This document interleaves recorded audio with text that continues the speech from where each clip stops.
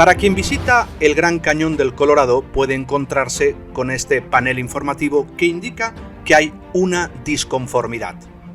Faltan rocas de los periodos Ordovícico y Silúrico en el Gran Cañón. La piedra caliza de Temple Battle, de edad devónica, se encuentra en bolsas dispersas. La piedra caliza de pared roja descansa sobre estas rocas del Devónico o sobre la piedra caliza Moab, de una edad cámbrica mucho más temprana. ¿Por qué existe esta gran disconformidad en el Gran Cañón?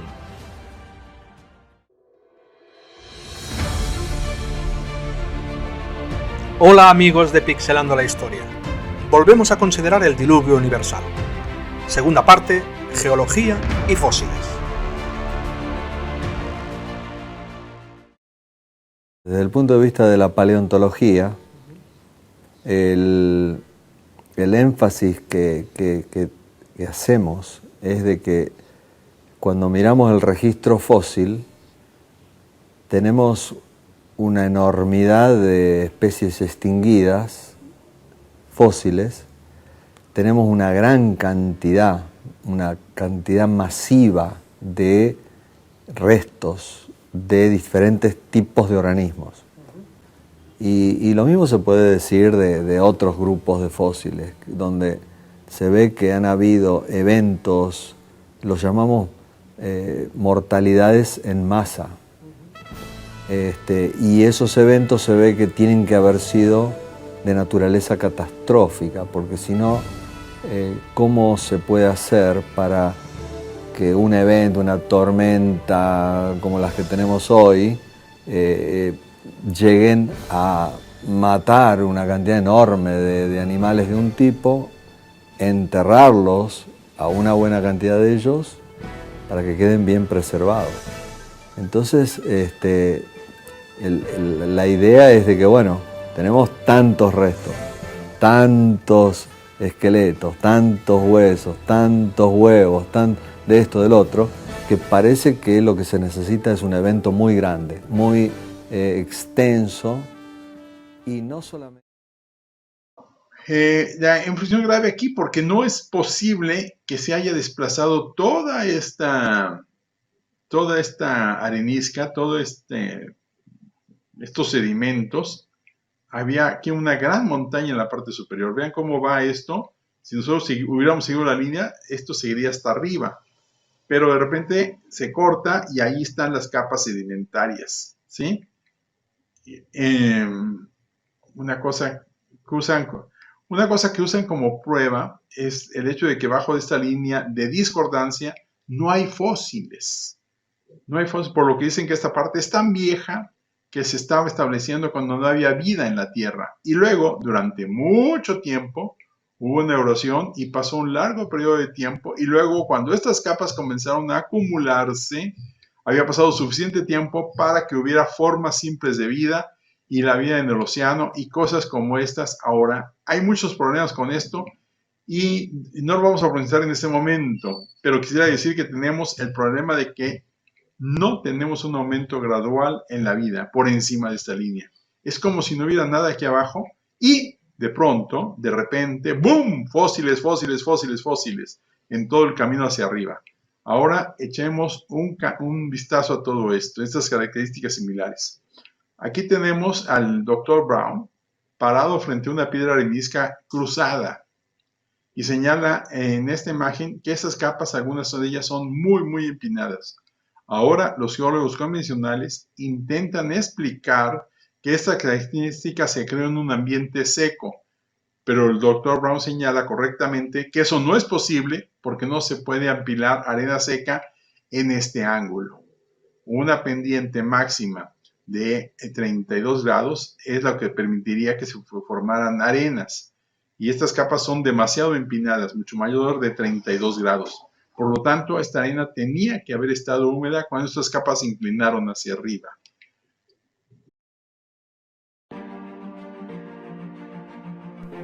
Según los capítulos 7 y 8 de Génesis, el tiempo fijado para el diluvio en el año 600 de la vida de Noé, en el segundo mes, en el día 17 del mes, Noé y su familia, los animales, y un abastecimiento de víveres en cantidad suficiente para todos ya estaban en el arca cuando Jehová cerró tras él la puerta. A continuación, sigue el relato: las compuertas de los cielos fueron abiertas, y por 40 días y 40 noches cayó sobre la tierra una fuerte lluvia torrencial, de modo que las aguas continuaron anegando la tierra por 150 días. 5 meses después del inicio del diluvio, el arca descansó sobre las montañas de Ararat. Pasaron casi 2 meses y medio antes de que se aparecieran las cimas de las montañas. Otros 3 meses antes de que Noé quitara la cubierta del arca y comprobara que la superficie del suelo estaba prácticamente seca. Y por último, casi 2 meses hasta que la puerta se abrió y los sobrevivientes pudieron volver a pisar sobre suelo seco. ¿De dónde vino el inmenso diluvio del día de Noé? Se ha dicho que si toda la humedad de la atmósfera de repente se liberase en forma de lluvia y se esparciese sobre la superficie terrestre, no alcanzaría ni siquiera una profundidad de 5 centímetros. Según el libro del Génesis, Dios le dijo a Noé: «En cuanto a mí, aquí voy a traer el diluvio de aguas sobre la tierra». La expresión diluvio, del hebreo mabul, significa literalmente océano celestial. El siguiente capítulo narra así lo que ocurrió según Génesis 7:11. En este día fueron rotos todos los manantiales de la vasta profundidad acuosa y las compuertas de los cielos fueron abiertas. Según Génesis 7:19, fue tan intensa la precipitación de aguas que todas las altas montañas que estaban debajo de todos los cielos quedaron cubiertas. ¿Cómo se explica la existencia de este océano celestial? En el relato de Génesis sobre la creación, se menciona que en el segundo día Dios hizo que hubiese una expansión en torno a la tierra que separara las aguas que están debajo, es decir, los océanos que había sobre la superficie terrestre, de las que estaban sobre la expansión. Las aguas que quedaron suspendidas sobre la expansión debieron quedar retenidas allí desde el segundo día creativo hasta el diluvio. A estas aguas debió referirse el apóstol Pedro cuando dijo que hubo cielos desde lo antiguo y una tierra mantenida compactamente fuera de agua y en medio de agua por la palabra de Dios. Dios empleó las aguas que estaban sobre y debajo de esos cielos, y por aquellos medios el mundo de aquel tiempo sufrió destrucción cuando fue anegado en agua. Se han dado varias explicaciones en cuanto a cómo se contuvieron las aguas sobre la expansión y lo que ocasionó su precipitación, pero solo son especulaciones. La Biblia dice sencillamente que Dios hizo la expansión y retuvo las aguas que quedaron sobre ella y que después trajo el diluvio. Su ilimitado poder podía realizar algo así sin dificultad alguna. Si, como dice Génesis, todas las altas montañas quedaron cubiertas, ¿dónde está toda esa agua? Aquí, sobre la superficie de la Tierra. Se cree que hubo un tiempo en el que los océanos eran más pequeños y el suelo continental más extenso de lo que es hoy día, lo que parece estar demostrado por la existencia de vías fluviales de gran extensión en el lecho submarino. También ha de tenerse presente que, según han afirmado los científicos, en tiempos remotos las montañas eran mucho más bajas que en la actualidad y que hay montañas que han emergido del mar. Esto lo demuestra la gran cantidad de fósiles marinos que hay en lo alto de muchas montañas. Además, se ha dicho, como dice National Geographic de enero de 1945 en su página 105, hay 10 veces más volumen de agua en los océanos que de tierra sobre el nivel del mar. Si se echara toda esta tierra al mar de manera uniforme, el agua cubriría el planeta hasta una altura de 2 kilómetros. Por consiguiente, después que las aguas del diluvio cayeron, pero antes de que aumentara la altura de las montañas y el lecho submarino bajara de nivel, aún antes de la formación de la capa de hielo polar, había agua más que suficiente para cubrir todas las altas montañas, tal como dice la Biblia. El diluvio ocasionó grandes cambios. Por ejemplo, la expectativa de vida del hombre se acortó rápidamente. Se ha llegado a pensar que las aguas que se hallaban sobre la expansión antes del diluvio protegían de los efectos dañinos de la radiación, pero que con la desaparición de ese dosel de agua aumentó la radiación cósmica perjudicial para la composición genética del hombre. Sin embargo, la Biblia no se pronuncia a este respecto, Y dicho sea de paso, cualquier cambio en el nivel de radiación hubiese incidido de tal modo en el porcentaje de formación del carbono 14 radiactivo que podría invalidar todas las dataciones basadas en radiocarbono de objetos antediluvianos. Al romperse de repente los manantiales de la vasta profundidad acuosa y abrirse las compuertas de los cielos, como dice Génesis 7:11, miles de millones de toneladas de agua inundaron la Tierra. Este suceso provocó enormes cambios en la superficie del planeta.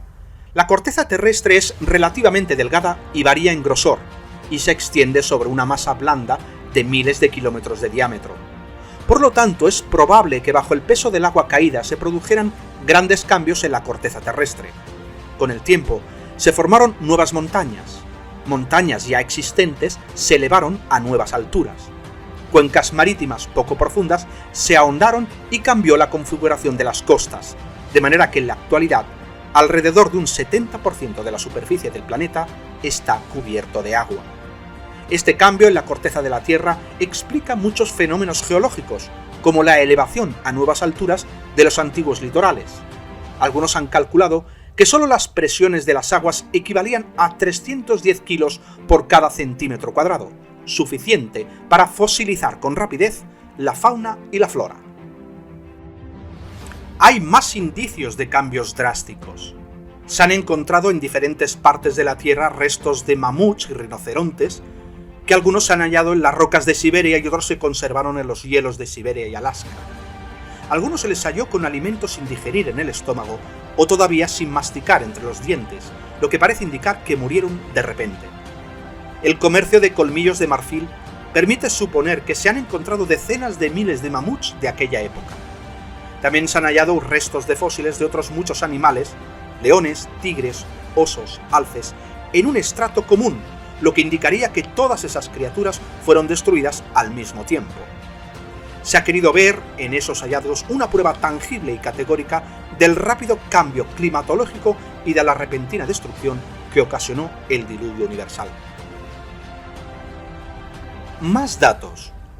El 75% del agua dulce de la Tierra está encerrada en los glaciares y en el hielo polar.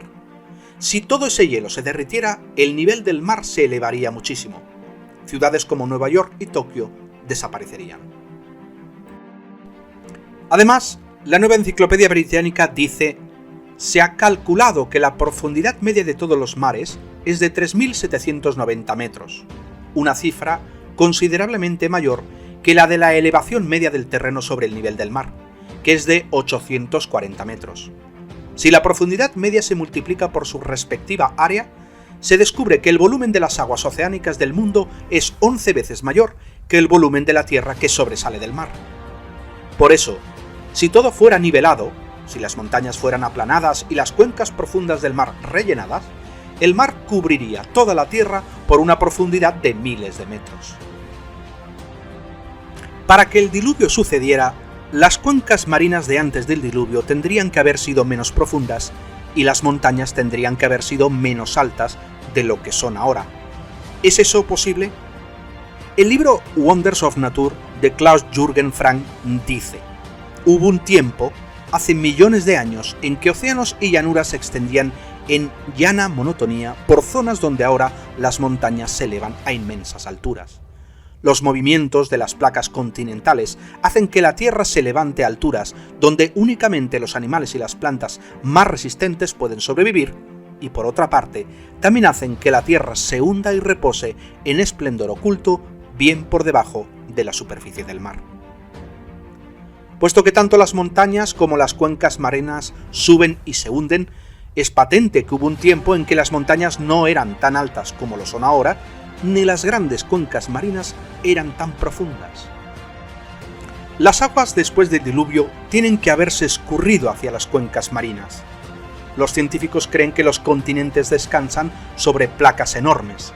El movimiento de estas placas puede causar cambios en el nivel de la superficie terrestre.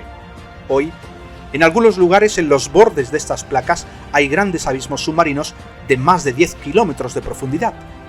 Es muy probable que, quizás como resultado del diluvio mismo, las placas se movieran, el fondo del mar bajara y las grandes fosas se abrieran y permitieran que el agua se escurriera del terreno. El libro El planeta Tierra, El glaciar, menciona que el agua en la forma de grandes capas de hielo deprime la superficie de la Tierra. Dice, si el hielo de Groenlandia desapareciera, con el tiempo la isla subiría a unos 600 metros. En vista de esto, el efecto de un diluvio universal repentino pudiera haber sido catastrófico en partes de la corteza de la Tierra. No obstante, la ciencia ortodoxa enseña que en muchos lugares poderosos glaciares dieron forma a la superficie de la Tierra durante una serie de edades de hielo, pero lo que parece ser prueba de actividad glaciar puede ser a veces el resultado de la acción del agua. Por eso es muy probable que parte de la prueba de que hubo un diluvio se esté considerando erróneamente como prueba de una edad de hielo. Se cometen errores de ese tipo. Sobre cuando los científicos desarrollaron su teoría de las edades de hielo, Scientific American de mayo de 1960 en su página 71 se dice: al seguir la filosofía del uniformismo, hallaron edades de hielo en cada etapa de la historia geológica. Sin embargo, en años recientes el reexamen cuidadoso de la prueba ha llevado a rechazar muchas de esas edades de hielo. Formaciones que en otra época fueron vistas como morrenas glaciares han sido reinterpretadas como lechos depositados por coladas de fango, derrumbes submarinos y corrientes de turbidez, es decir, corrientes de agua turbia que arrastran cieno, arena y grava que se extienden sobre el fondo oceánico. Hay más evidencia del diluvio en el registro fósil. Este registro muestra que hubo un tiempo en que en Europa habían grandes cantidades de tigres. En América del Norte vagaban caballos mayores de los que ahora viven, y en Siberia buscaban su forraje mamuts. De repente, por todo el mundo se extinguieron muchas especies de mamíferos. A la vez, hubo un cambio súbito de clima. En Siberia, decenas de miles de mamuts murieron instantáneamente y quedaron congelados. Alfred Wallace, un famoso contemporáneo de Charles Darwin, consideró que aquella extensa destrucción tenía que haber sido causada por algún suceso extraordinario de alcance mundial. Un artículo de fondo de la revista Arqueología Bíblica dijo: es importante recordar que el relato de un gran diluvio es una de las tradiciones más comunes de la cultura humana. No obstante, tras las tradiciones más antiguas originarias del cercano Oriente, pudiera haber habido un verdadero diluvio de proporciones gigantescas que date de uno de los periodos pluviales de hace miles de años. Los periodos pluviales fueron tiempos en que la superficie terrestre era mucho más húmeda que ahora. Alrededor del mundo los lagos de agua dulce eran mucho mayores. Se teoriza que la humedad se debió a fuertes lluvias asociadas con la terminación de las edades de hielo. Pero algunos han sugerido que en una ocasión la humedad extrema de la superficie de la Tierra fue el resultado del diluvio. John Campbell, profesor de geología, escribió en cierta ocasión: no hay diferencias esenciales entre el catastrofismo bíblico del diluvio y el uniformismo evolucionario por los hechos mismos de la geología, sino por la interpretación que se da a esos hechos. La interpretación que se prefiera dependerá mucho de los antecedentes y las presuposiciones de cada estudiante. En 1932, durante la construcción de una carretera cerca del Coliseo romano, un operario se topó con algo duro. Se trataba del colmillo y el cráneo de un elefante. Un hallazgo bastante frecuente, pues desde el siglo XVII se han encontrado en Roma y sus cercanías unos 140 fósiles de estos gigantes. Cuando comenzaron a aparecer tales hallazgos, se pensó que los huesos fosilizados pertenecían a elefantes que el Imperio Romano o el general cartaginés Aníbal habían traído a la península italiana. Sin embargo, Giambattista Pianciani, sacerdote del siglo XIX y profesor de ciencias naturales en Viterbo, discrepaba de tales hipótesis. En vista de que la mayoría de los restos se hallaban en depósitos aluviales, Pianciani llegó a la conclusión de que eran cadáveres que habían sido arrastrados por las aguas. La mayoría de los fósiles de elefantes hallados en Italia corresponden a una especie extinta llamada Elephas antiquus o elefante de defensas rectas.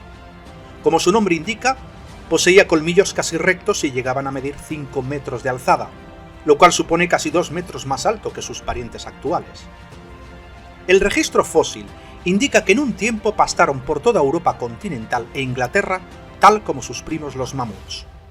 Cabe mencionar que los restos de elefantes no siempre se hallan aislados, sino más bien en depósitos fósiles junto con los restos de numerosas especies, entre las que se encuentran algunos depredadores.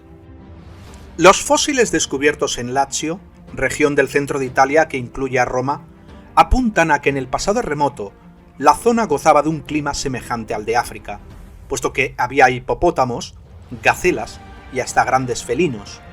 De hecho, en el centro de Roma se descubrieron los restos de un felino apodado el leopardo de Monte Sacro. En el yacimiento de Polledrara, fuera de la ciudad del mismo nombre, han visto la luz más de 9.000 restos fósiles de una variada fauna: elefantes de defensas rectas, búfalos, ciervos, monas de Berbería, rinocerontes y uros. El Museo del Yacimiento cuenta con una pasarela elevada para que los visitantes observen los fósiles en su localización original. Una caverna cerca de Palermo, en Sicilia, contenía toneladas de restos, entre los que se contaban huesos de ciervos, bueyes, elefantes e hipopótamos de varias edades, incluido un feto. De hecho, salieron al mercado 20 toneladas de fósiles durante los primeros 6 meses después del descubrimiento. En el sur de Inglaterra, el paleontólogo Manson Valentine descubrió enormes depósitos fósiles que contenían huesos quebrados de animales de la misma clase, así como de hienas y osos polares. ¿Cómo se explica la existencia de yacimientos en sitios tan diferentes? La explicación de un diluvio universal encaja muy bien con los hechos acontecidos. Pero, independientemente de la causa o causas que produjeran esta extinción masiva, sus efectos se hicieron notar en una gran superficie que incluía la Europa continental, las Islas Británicas, Siberia y hasta en Alaska. Se ha afirmado que la presencia de animales en islas remotas como Australia y Nueva Zelanda es una prueba de que no perecieron en el diluvio todos los animales terrestres que se quedaron fuera del arca. Sin embargo, los hallazgos de los oceanógrafos muestran que en un tiempo había cordilleras de tierra seca que conectaban lo que ahora son zonas de tierra aisladas. Por ejemplo, según los estudios oceanográficos de la plataforma submarina, es posible que antiguamente la dorsal media del Atlántico cruzara en sentido longitudinal ese océano por encima de su superficie.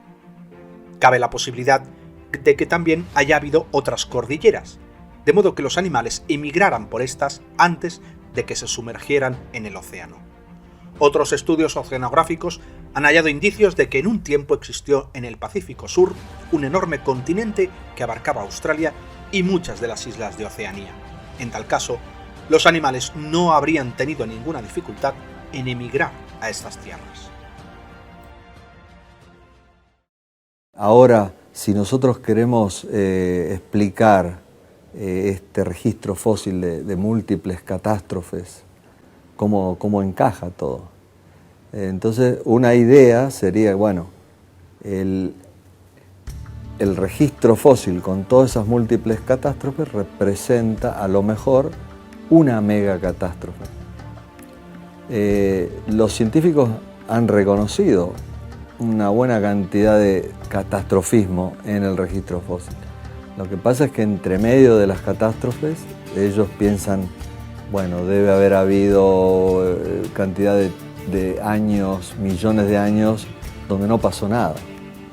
Pero el problema es que muchas veces en esos supuestos intervalos donde no pasó nada, uno esperaría que si pasaron 10, 20 millones de años de tiempo, los efectos de la erosión hubieran dejado algún rastro. Muchas veces no se ven nada. A eso los llamamos brechas o hiatos, paraconformidades o un tipo de disconformidad o discontinuidad en el registro.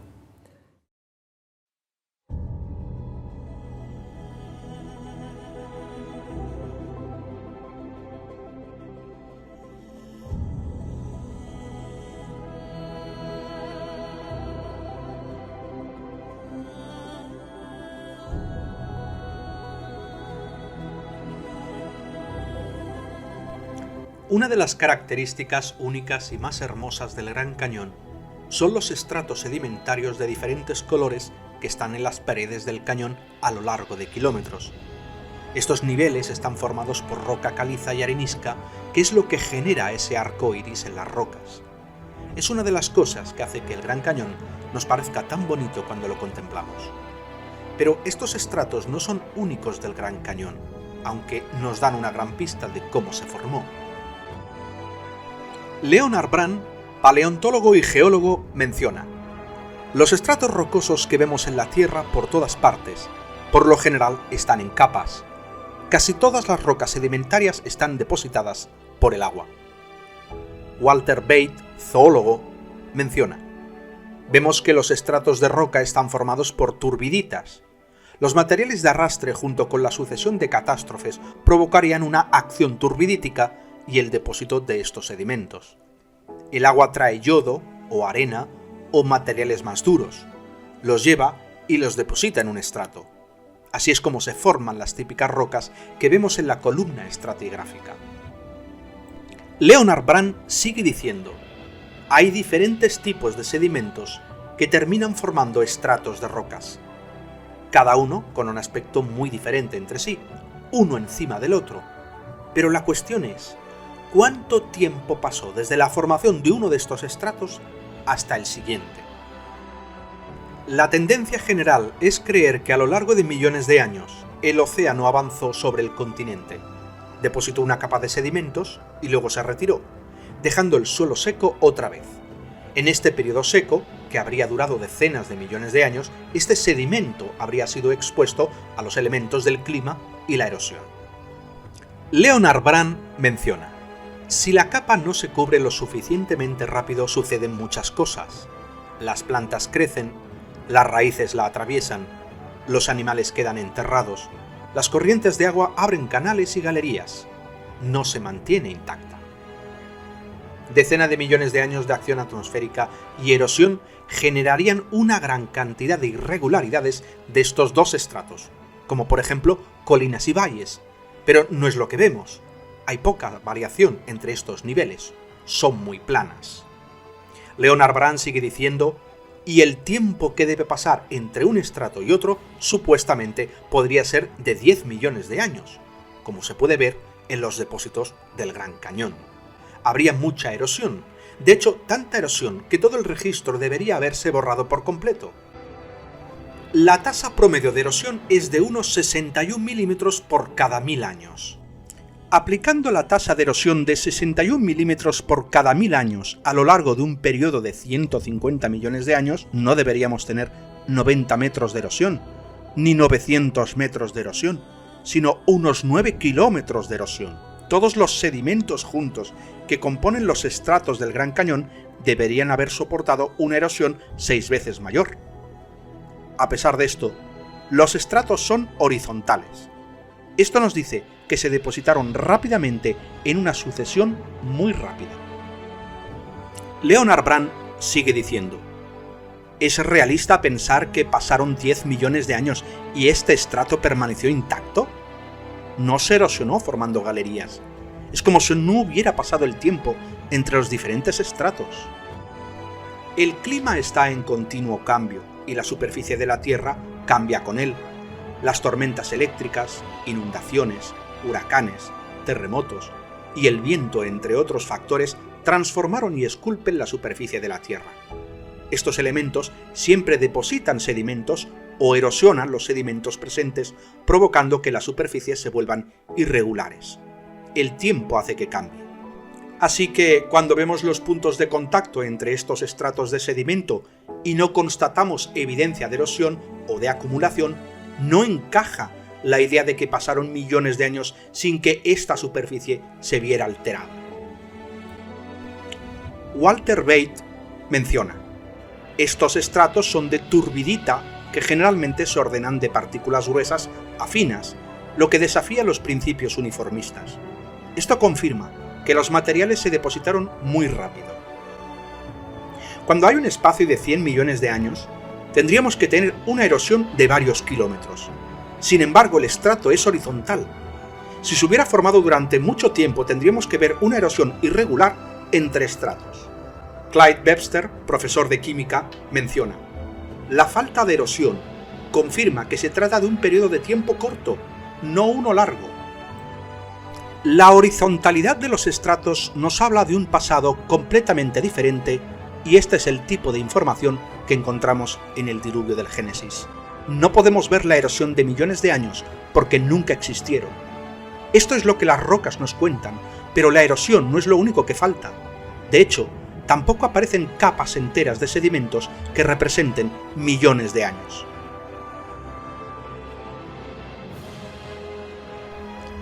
Aquí en el Gran Cañón puedes ver que está esta roca que es ligeramente rojiza. Es arenisca coconino. Está justo encima, que es más oscura y que se llama ermitaño pérmico. Aquí falta un estrato de sedimento entre la arenisca coconino y el estrato ermitaño pérmico, llamada la formación Snebly Hill.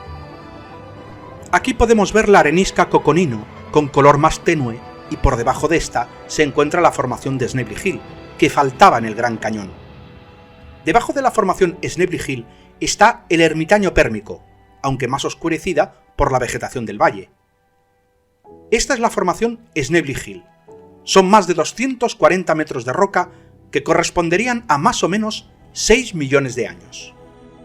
Walter Bate menciona: el problema que tiene la geología uniformista es que no puede quitar ese estrato de piedra, porque en la mente del geólogo moderno, cada estrato está asociado a un periodo de tiempo. Eliminar un estrato de roca significa que tenemos que quitar ese periodo de tiempo. La solución para ello sería que los niveles inferiores se formaron. Los que faltan deberían estar ahí porque el tiempo ha transcurrido igual, pero justo en esa zona, la erosión ha debido hacer desaparecer toda la capa hasta el estrato anterior sin que haya quedado huellas. El siguiente estrato se habría depositado encima. El problema con eso es que el contacto es totalmente horizontal, como si hubiera una lámina de un vidrio sobre otra, sin que haya quedado evidencias de esos patrones de erosión que mostrarían una degradación o desgaste profundos. No tenemos ninguno de estos escenarios. ¿Por qué las grandes eras geológicas son un desafío? Porque no hay evidencias de erosión. La formación de Snebly Hill no se encuentran entre estos dos estratos y no hay ninguna evidencia de erosión. Esto nos dice que apenas pasó tiempo entre la formación de estos estratos y que se depositaron rápidamente en un evento catastrófico. Por esta razón, no encontramos la formación de Snebly Hill entre estos estratos del Gran Cañón. Y volvemos a constatar esto mismo a tan solo 144 kilómetros de aquí. El Gran Cañón es un ejemplo geológico fantástico de catastrofismo. Aquí tenemos la piedra caliza de Red Ball, que descansa sobre la roca caliza de Moab. Entre estos dos niveles deberíamos ver la formación Temple Butte, que representa hasta 155 millones de años según la geología convencional. En lugar de eso no hay nada. No hay evidencia de los casi 10 kilómetros de erosión que esperaríamos ver durante este largo periodo de tiempo. Art Chadwick, profesor de biología, menciona: no hay evidencias de erosión, ni de la acumulación, solo un contacto en horizontal. Pero no puede haber un área con una superficie plana de 30 o 40.000 kilómetros cuadrados y que se mantenga así durante 100 millones de años. Después de todo, 1 millón de años es tiempo suficiente como para erosionar 6 o 7 veces toda Norteamérica de su nivel actual hasta su base, hasta el nivel del agua. Aquí, el contacto entre la roca caliza de Red Ball y la roca caliza de Moab es horizontal, lo que demuestra que pasó poco o ningún espacio de tiempo entre ambos estratos. Los 150 millones de años, o 100 o 50, que faltan entre estos estratos no se corresponden con la columna estratigráfica. Por esta razón, los servicios del parque han colocado una señal que confirma esta inconsistencia, la cual mencionábamos al principio de este vídeo. Son solo algunos ejemplos de estas incoherencias y en ninguna de ellas hubo ni erosión ni acumulación durante los supuestos periodos de millones de años. La geóloga Elaine Kennedy menciona: es interesante que cuando descendemos al nivel del río Colorado encontramos lo que se llama el periodo precámbrico. El material volcánico que se encuentra ahí es bastante duro y está muy mezclado. por encima de este encontramos sedimentos del Cámbrico que están depositados sobre este. Estos están mucho más organizados, es un estrato encima del otro. Por lo tanto, soy plenamente consciente de la gran discordancia del Gran Cañón entre el Precámbrico y el Cámbrico. No pasa inadvertida, está presente todo el tiempo.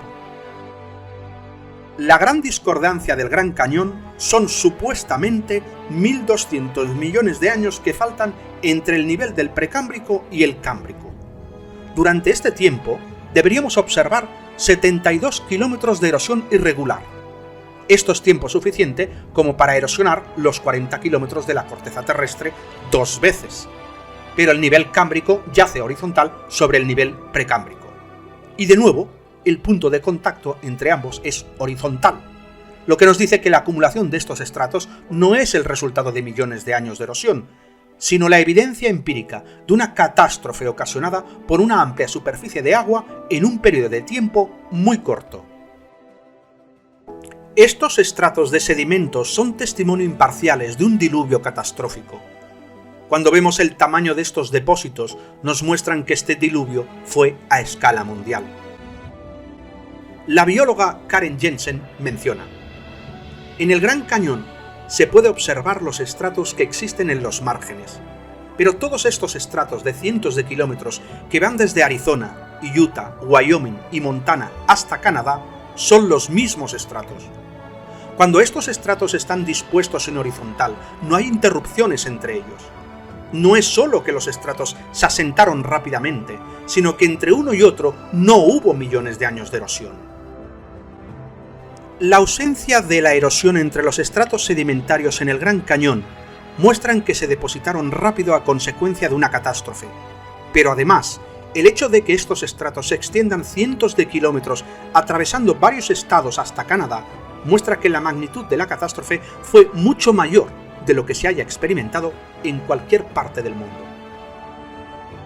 El profesor de química y geólogo Clyde Webster menciona: tenemos evidencias de un diluvio universal cuando observamos los sedimentos, estudiando su estructura, en los fósiles encontrados en esos sedimentos y también en lo que llamamos la columna estratigráfica.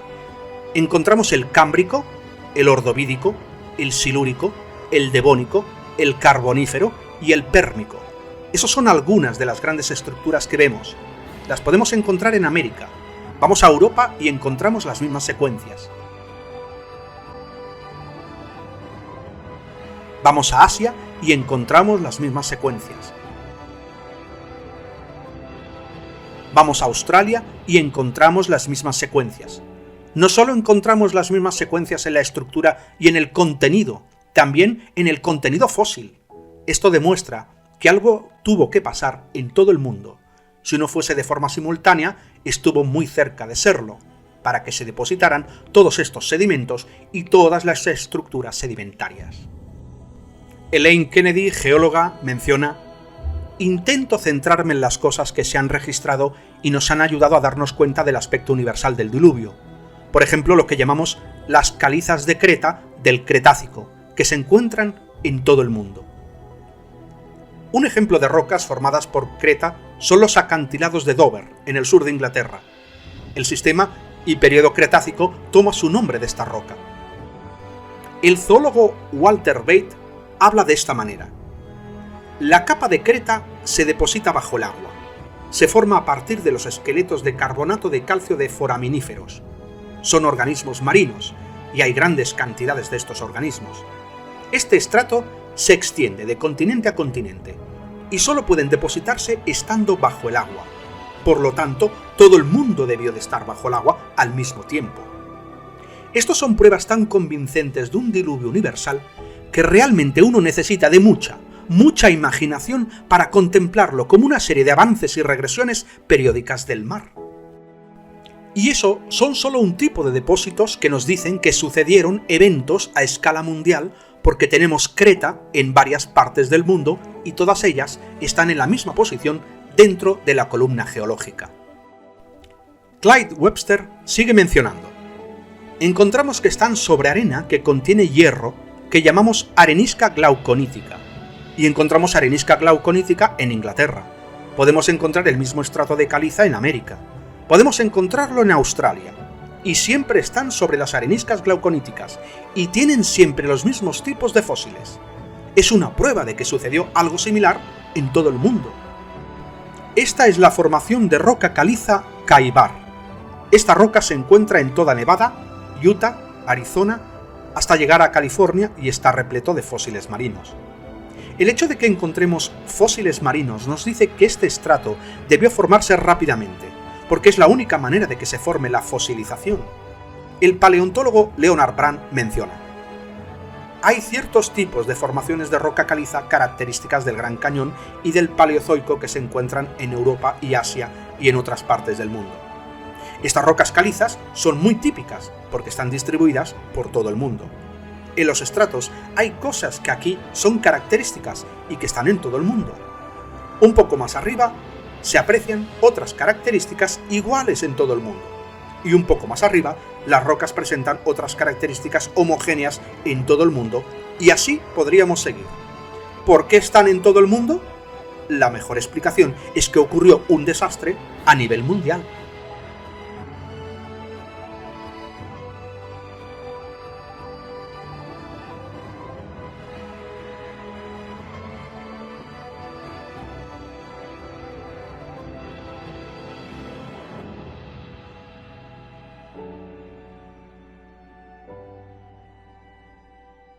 La extensa distribución de caliza de Creta y otras capas sedimentarias se corresponde con lo que se esperaría de una catástrofe mundial, pero los fósiles considerados como producto de la evolución en realidad son evidencia del diluvio del Génesis.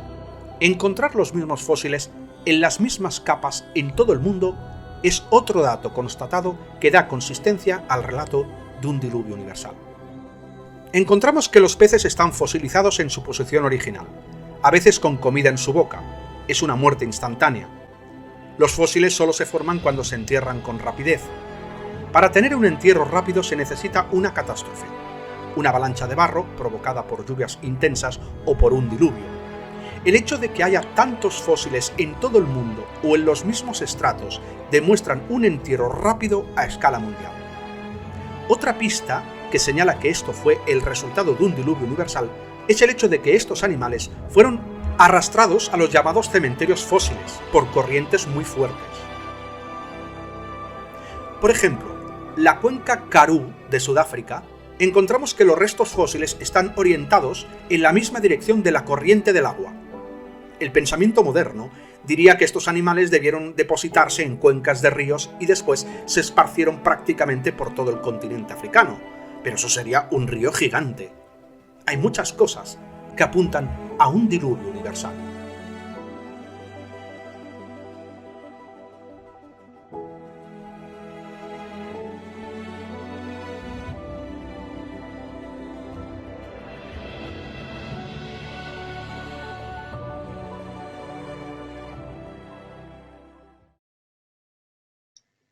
En este momento tenemos, aquí hay una gran roca de cuarcita, ¿sí?